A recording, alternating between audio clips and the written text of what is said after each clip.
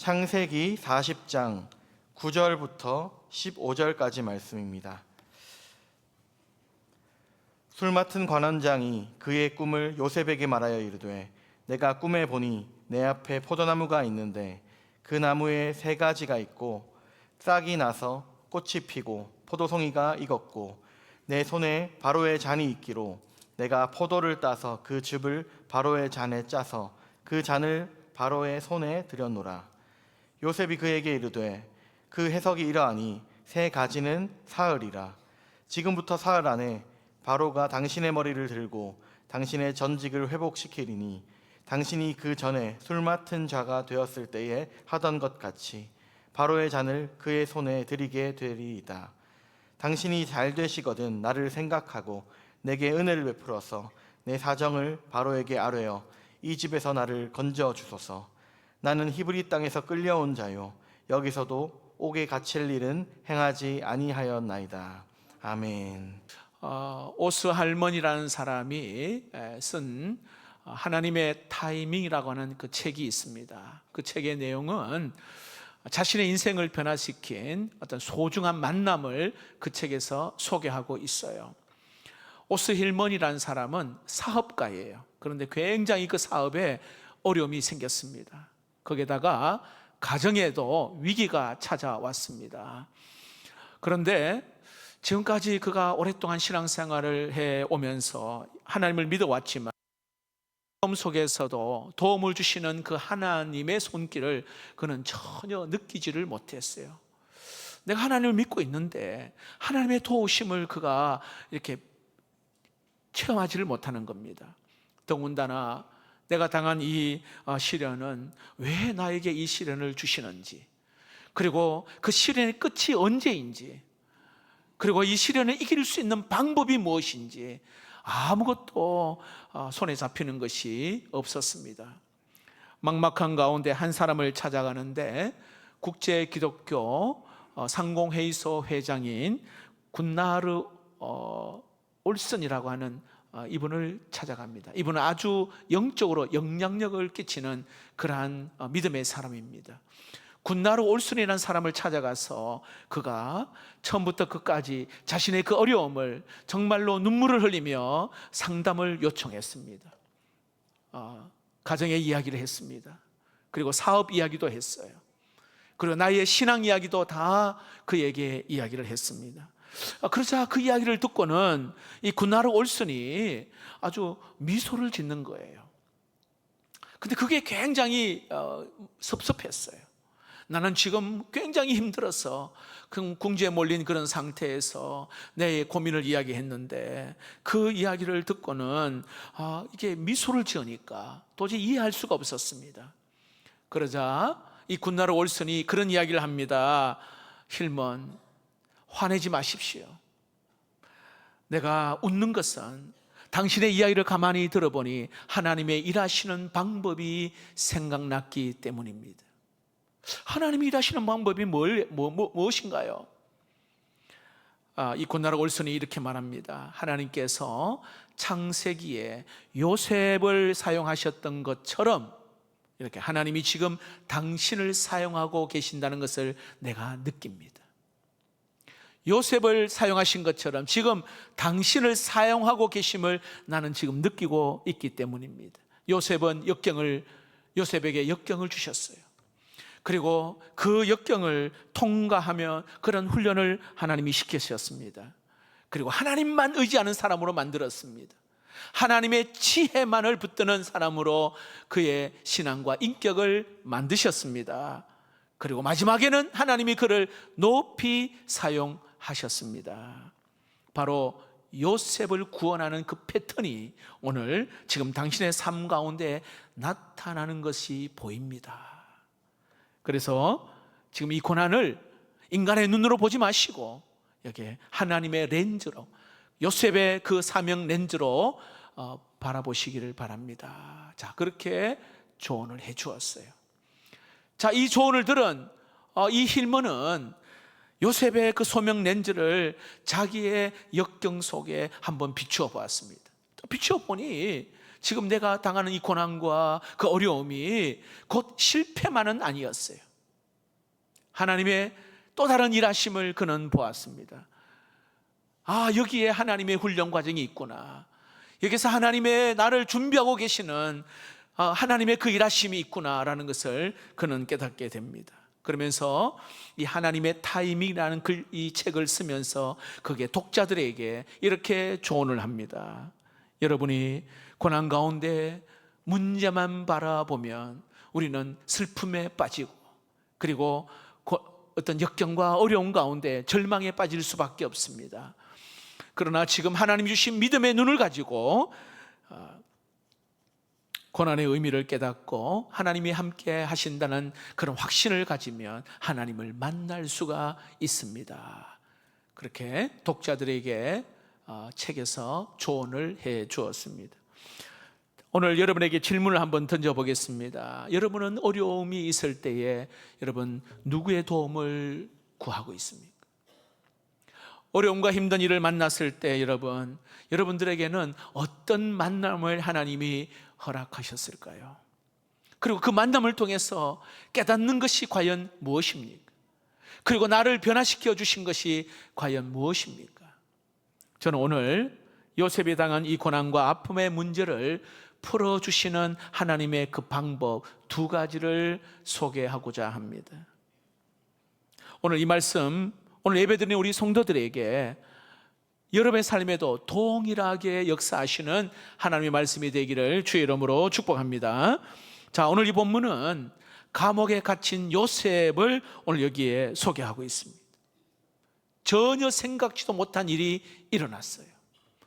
억울하게 감옥에 지금 그가 갇혔습니다.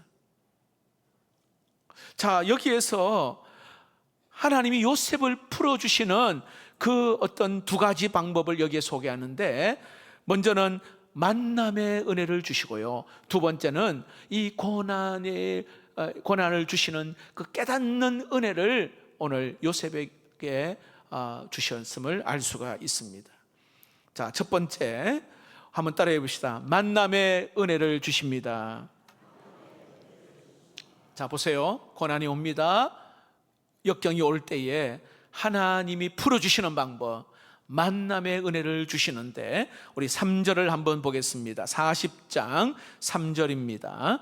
그들을 친위 대장의 집 안에 있는 옥에 가두니 곧 요셉이 갇힌 곳이라. 지금 요셉이 옥에 갇혀 있는데 여기에 두 사람도 함께 옥에 갇혀 있습니다. 누굴까요? 한번 내용을 보시면 바로 왕의 곁에서 술 맡은 관원과 그리고 떡 굽는 관원장입니다. 그들이 뭔가 잘못을 해서 지금 감옥에 갇혀 함께 들어가 있습니다. 자, 요셉의 입장에서 보서는 전혀 생각지도 못한 오늘 두 사람을 그가 만납니다. 자, 여기서 주시는 하나님의 영적 교훈이 여기에 담겨져 있습니다. 어떤 사건을 경험해요. 그리고 어떤 사람을 여기에 만납니다. 억울한 일을 당합니다. 그리고 요셉이 감옥에 갇히는 그러한 상황이 되면서 오늘 여기 두 사람의 만남을 오늘 여기에 보여주고 있어요. 여러분, 우리의 생각에는 이것이 뭐 그냥 우연한 만남 아닙니까? 라고 말할 수 있어요. 그러나 여러분, 하나님에게는 우연이 없어요. 하나님의 계획과 하나님의 섭리 속에 이루어지는 만남이라는 것을 오늘 우리는 깨닫게 됩니다. 지금까지 요셉의 삶을 가만히 살펴보면 만남의 역사였다 해도 과언이 아니에요. 요셉은 형들의 미움을 받아서 이렇게 미디안 상인에게 팔려 미디안 상인을 만납니다. 그는 보디발의 집에 가서 보디발을 만나요. 그리고 그 보디발의 집에 하인을 또한 만납니다. 그 보디발의 집에서 보디발의 아내를 만나요. 그리고 보디발의 그 유혹에서 넘어가지 않는 이유로 그는 감옥에 들어갑니다. 감옥을 만납니다. 그리고 그 감옥에 들어가서 그 왕 곁에서 수종들었던 오늘 두 사람을 만나게 됩니다. 하나님은 그 만남을 통해서 요셉을 훈련시켜요. 그리고는 구원의 길로 인도하시는 하나님의 손길을 경험하게 됩니다. 여러분, 요셉의 인생뿐만 아니라 오늘 우리에게도 역시 마찬가지입니다. 이 땅에 태어나서 부모를 만납니다. 형제를 만납니다. 그리고 친구를 만나요. 때로는 스승을, 선생님을 만나게 됩니다. 믿음의 성도를 만나게 돼요. 나를 위해서 기도해주고 나를 이끌어주는 그러한 사람들도 만나게 됩니다. 내가 원하는 사람도 만나지만 때로는 내가 원치 아니하는 뜻밖의 사람을 만나기도 합니다. 그런데 여러분, 그 만남 역시 우연히 이루어지는 것이 아닙니다. 여기에 하나님의 놀라운 구원의 계획과 그리고 하나님의 은혜의 역사가 있다는 것을 우리는 놓쳐서는 안 됩니다. 자, 그런데 주목해야 될 것은 요셉은 그 만남을 어떻게 받아들이느냐. 오늘 하나님은 요셉에게 말합니다. 그 만남을 통해서 섬기라고 붙여주신 사람이라고 그에게 이야기해요. 한번 4절을 한번 볼까요? 4절 같이 한번 읽어봅시다. 4절 우리 상반절입니다. 제가 읽어드리겠습니다. 친위 대장이 요셉에게 그들을 수종들게 하매 요셉이 그들을 섬겼더라. 요셉은 그들을 섬깁니다. 하나님이 주신 은사로 오늘 그들을 섬깁니다. 여러분, 요셉에게 주신 은사가 뭘까요? 꿈을 잘 해석하는 그런 은사를 주었어요. 지금 두 사람이요, 오늘 성경에 보니까 얼굴에 막 근심이 가득해요. 그 이유를 알아보니 꿈을 꿨는데 해석이 안 되는 거예요. 그래서 오늘 여기에 요셉이 이 두 사람의 꿈을 해석을 해줍니다. 하나님이 주신 지혜로 그 꿈을 해석을 합니다. 여러분, 요셉은요, 여기 하나님의 은혜로 만나게 하신 이 사람들의 형편을 살피고 잘 섬깁니다. 꿈을 해석해 주는데 요셉이 뭐라고 말하면 하나님이 하셨다라고 그렇게 이야기해요. 하나님을 소개하고 하나님의 능력을 그가 이야기합니다. 여러분, 우리가 인생을 살아가면서 요셉과 같이 감옥에 갇히고 때로는 낙심하고 절망하고 슬픈 상황에 빠질 때가 있습니다. 그때 여러분, 나를 만나게 해 주시는 하나님의 손길을 여러분, 우리가 주목해야 돼요. 만남의 그 은혜를 우리가 주목해야 됩니다. 사람과의 만남을 통해, 사건과의 만남을 통해, 또 말씀을 통하여 주시는 그 만남을 통해 하나님 우리를 구원과 생명의 길로 인도하신다는 사실을 믿으시기를 축복합니다. 한국 교회의 최초의 기독교인이 된 서상윤이라는 분이 계십니다. 한국 최초의 우리 세례교인입니다. 13살에 부모님을 여의고 그는 그 개성에서 인삼을 가지고 저 만주에 가서 인삼을 파는 장사꾼입니다. 근데 장사를 하는 중에 31살 때에 장티푸스를 앓게 되어 급한 죽게 되었습니다. 그때 만주에서 사역하고 계시는 맥킨타이어라고 하는 선교사님을 만남으로 그는 살아나게 됩니다. 그리고 그 선교사님이 전해준 복음을 듣고 그는 예수를 믿게 되었어요. 1년 후 세례를 받게 되고 그는 한국 기독교인으로 최초의 세례교인이 됩니다. 맥킨타이어 선교사님과 함께 더불어 선교회에 소속되어 있는 로스 선교사님을 또 만나게 됩니다. 그리고 그분에게 한국말을 가르쳐줘요, 이 서상윤이라는 사람이. 그리고는 누가복음을 번역을 합니다. 여러 선교사님을 만나면서 이 서상윤이라는 이 성도가 깨달은 게 뭐냐면, 내가 만약에 선교사님을 만나지 않았더라면 나는 그저 인삼장사하는 사람으로 그냥 내 인생이 끝났을 텐데, 나를 구원하고 나를 하나님의 자녀 삼으신 그 복음을 듣게 하신 그 귀한 만남에 감사하다라고 그가 고백을 합니다. 내가 병들게 된 것도, 그로 말미암아 선교사님을 만난 것도 하나님의 은혜라 그가 이야기합니다. 그리고는 그가 한국 땅에 와서 소래라고 하는 지역에 최초로 교회를 세웁니다. 그리고는 목숨을 걸고 이 쪽복음을 만나는 사람에게 이 성경책을 전합니다. 내가 만난 예수님을 그는 평생을 다하여 전하게 됩니다. 여러분, 우리가 생각할 때에 내가 유익이 되고 나에게 덕이 되는 그런 사람을 만나면 좋겠죠. 그러나 때로는 불편한 사람, 내게 손해를 입힌 사람, 또 나를 귀찮게 하고 나에게 어려움을 준 사람을 우리가 만나기도 합니다. 근데 여러분, 그 하나님이 허락한 그 만남에도 놀라운 하나님의 계획이 있다는 것을 우리는 주목해야 돼요. 놓치지 말아야 합니다. 여러분, 요셉의 입장에서 보면 보디발의 그 아내와의 그 만남은 어찌 보면 악연과 같은 만나지 말아야 될 사람일 것입니다. 근데 여러분, 더 깊게 그리고 더 멀리 내다보면 결국은 보디발의 아내로 말미암아 감옥에 들어가게 되고 거기서 술 맡은 관원장을 만나게 되고 오늘 그를 통해서 하나님의 구원의 역사에 쓰임받는 자가 되었습니다. 다시 말하면 모든 만남 속에는 하나님의 계획과 섭리가 이루어지는 만남이라는 사실을 우리는 잊어서는 안 됩니다.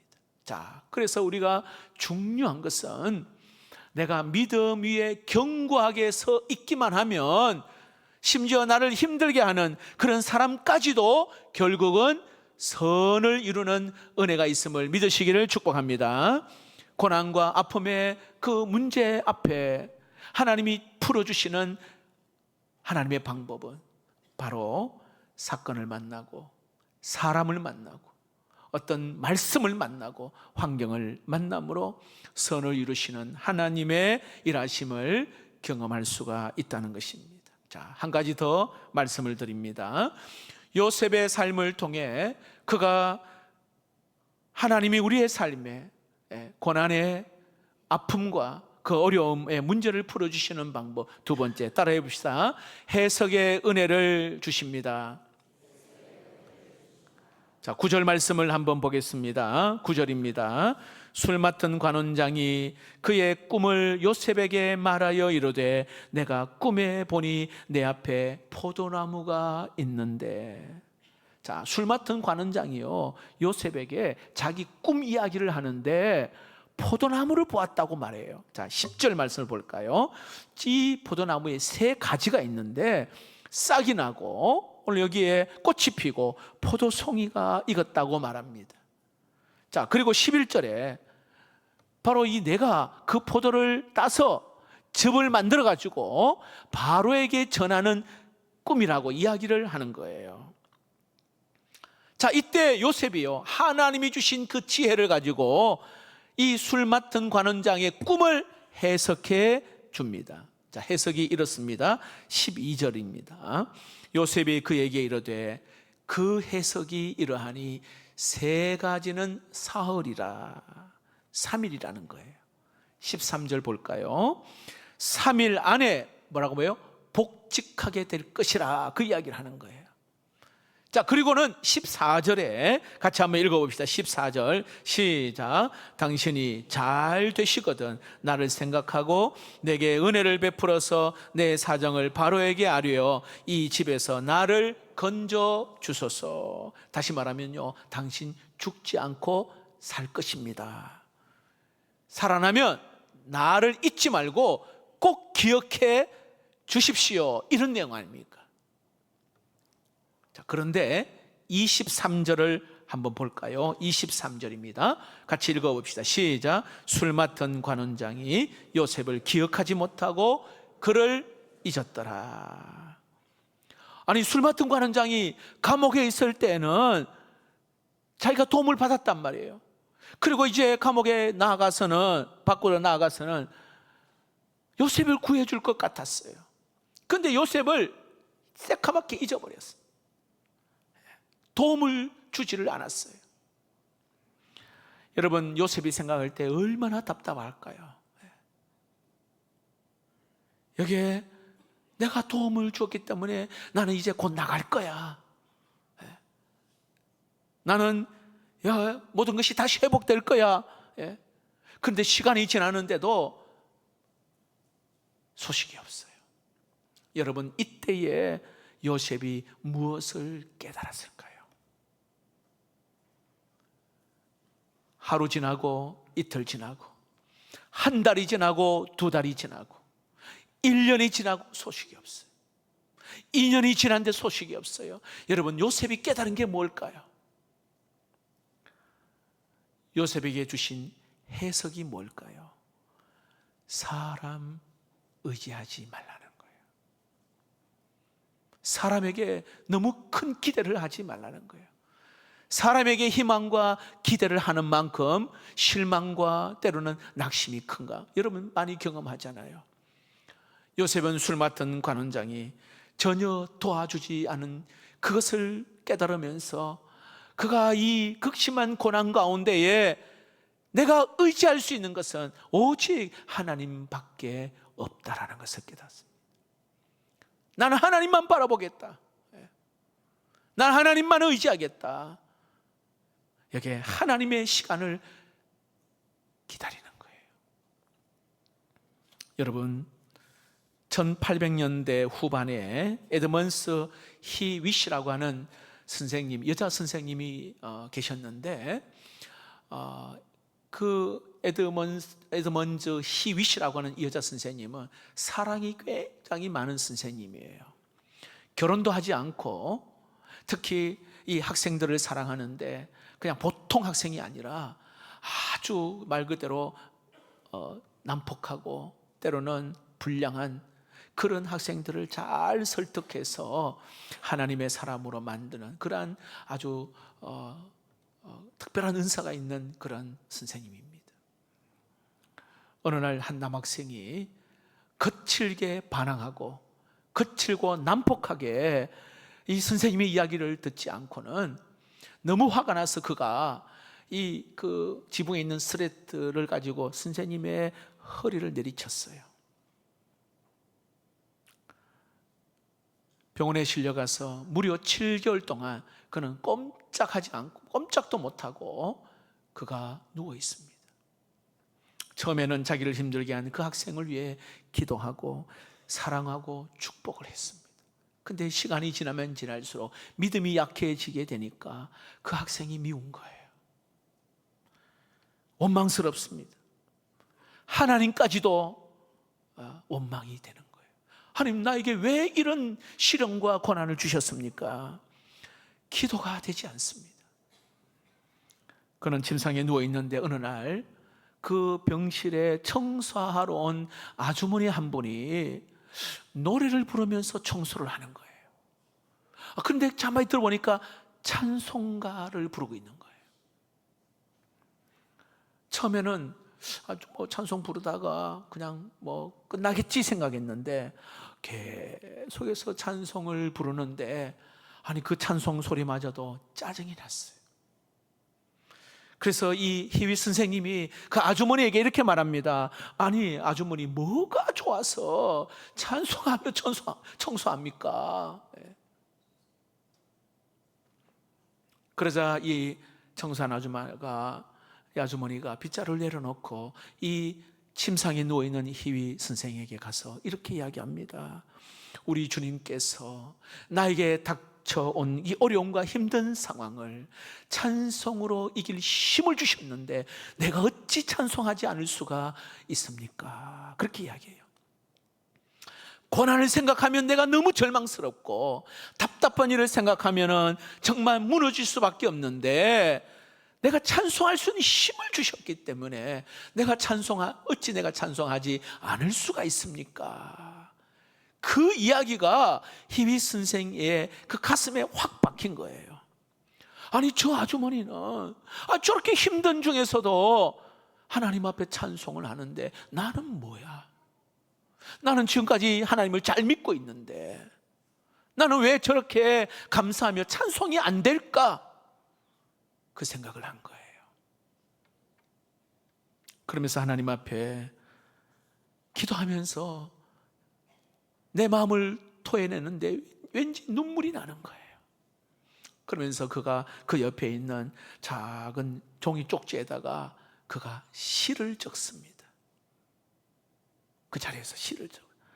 그 시의 찬송가 370장 가사예요. 그 시가. 우리 아시는 분은 함께 찬양할까요? 주 안에 있는 나에게 딴 근심이 있으랴 십자가 밑에 나가 내 짐을 풀었네 주님을 찬송하 할렐루야 할렐루야 내 앞길 멀고 험해도 나 주님만 따라가리. 그가 그 자리에서 시를 적은 것이 찬송가 370장. 그는 다시 한번 믿음을 붙들고 하나님을 바라보면서 자기 삶에 다가온 이 고난을 다시 해석하기 시작했어요. 고난의 의미가 무엇인가? 이것을 깨닫게 된 거예요. 자, 보십시오. 바울과 실라가 복음을 전하다가 감옥에 갇혔습니다. 근데 거기에서 찬송과 기도를 했다고 했잖아요. 그러자 옥토가 열리고 착고가 풀리고 옥문이 열렸다 말합니다. 근데 여러분, 우리가 잊지 말아야 할 것은 그저 그냥 단순히 기도와 찬송을 하였더니 옥문이 열린 게 아니에요. 바울과 실라의 그 마음 중심에는 하나님이 주신 영적인 해석이 먼저 있었어요. 영적인 해석이 먼저 있었어요. 무슨 말이냐면, 나는 감옥에 있어도 상관없다. 나는 이 묶여 있어도 나는 상관없다. 고난이 계속되어도 나는 찬송할 것이다. 이런 해석이 있었다 이 말이에요. 이 고난의 의미를 발견하니까 그저 저절로 할렐루야 찬송이 나오고 기도가 나오고.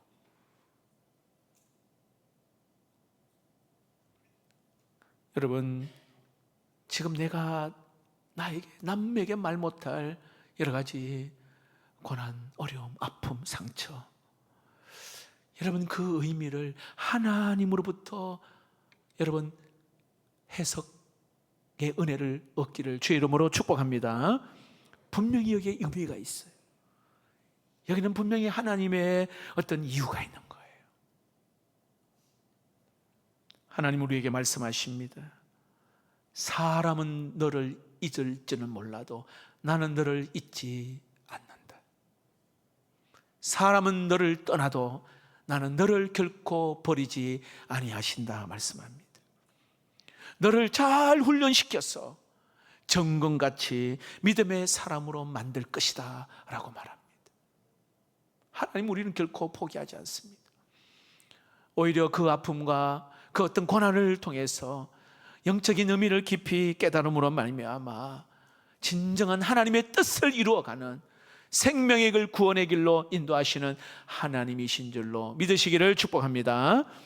말씀을 뵙겠습니다. 여러분 41장 1절을 한번 볼까요? 41장 1절입니다. 같이 한번 읽겠습니다. 시작. 만 2년 후에 바로가 꿈을 꾼적 자기가 나일 강가에 서 있는데, 자 2년의 시간이 지났어요. 자 2년 동안 요셉은 감옥 안에서 하나님을 바라보며 기다렸습니다. 14절을 볼까요? 14절 같이 읽어봅시다. 시작. 이에 바로가 사람을 보내어 요셉을 부르매 그들이 급히 그를 옥에서 내놓은지라 요셉이 곧 수염을 깎고 그의 옷을 갈아입고 바로에게 들어가니. 아니 2년 동안 마치 하나님이 침묵하시는 것 같아 보입니다. 하나님이 나를 외면하는 것처럼 보이기도 합니다. 그러나 기다리게 하시고 하나님을 바라보게 하는 그 2년의 시간이 지난 어느 날 감옥에서 나오게 하십니다. 이것이 여러분 하나님이 이루어 가시는 시간의 스케줄이에요. 하나님의 시간에 하나님의 방법으로 해결해 주심을 알 수가 있습니다. 내 시간표가 아니에요. 하나님의 시간표입니다. 내 방법이 아니에요. 하나님의 방법이라는 거예요. 그렇기 때문에 지금 뭔가 답답해요. 막막할 수도 있어요. 여러분, 그럴 때일수록 계속 믿음으로 바라보고 계속 믿음 붙들고 끝까지 달려갈 수 있기를 축복합니다. 여러분, 시편 126편 5절 6절 말씀을 보십시오. 눈물을 흘리며 씨를 뿌리는 자는 기쁨으로 거두리로다. 울며 씨를 뿌리러 나가는 자는 반드시 기쁨으로 그 곡식단을 가지고 돌아오리로다. 할렐루야. 이게 하나님의 역사입니다. 이게 하나님이 우리를 만들어 가시는 방법이에요. 결코 여러분, 이 고난 때문에 낙심하거나 주저앉거나 포기하거나 뒤로 물러서는 거 주님 원하지 않아요. 오히려 요셉의 그 소명 렌즈로 지금 이 사건을 바라보는 거예요. 그래서 기도의 씨앗을 뿌리십시오. 사랑의 씨앗을 뿌리십시오. 반드시 거둬들인다 말씀하십니다. 여러분, 창세기 마지막 50장에 요셉은 형들에게 이렇게 말해요. 같이 한번 읽어봅시다. 시작. 당신들은 나를 해하려 하였으나 하나님은 그것을 선으로 바꾸사 오늘과 같이 많은 백성의 생명을 구원하게 하시려 하셨나니. 여러분, 이게 요셉의 신앙 고백입니다. 선으로 바꾸셨다. 여러분, 지금은 답답할지도 몰라요. 막막할지도 몰라요. 앞이 안 보이는 캄캄한 상황일 수도 있습니다. 그러나 여러분, 그 마지막에는 반드시 여러분 선으로 바꾸시는 하나님을 믿음의 렌즈를 가지고 볼 수 있기를 축복합니다. 그 하나님이 있습니다. 그러므로 여러분, 고난과 아픔이 있을 때 하나님이 그 문제를 풀어주시는 방법, 만남의 은혜를 주십니다. 그리고 지금 나에 당한 이 고난, 이 어려움을 잘 해석하고 깨닫는 은혜를 주십니다. 한 주간 동안 여러분, 이제 8월이 이제 시작되었지만 정말 하나님이 내 지금 모든 상황들을 아름답게 이렇게 변화시키고 만들어 가시는 그 하나님을 여러분 경험할 수 있기를 주의 이름으로 축복합니다.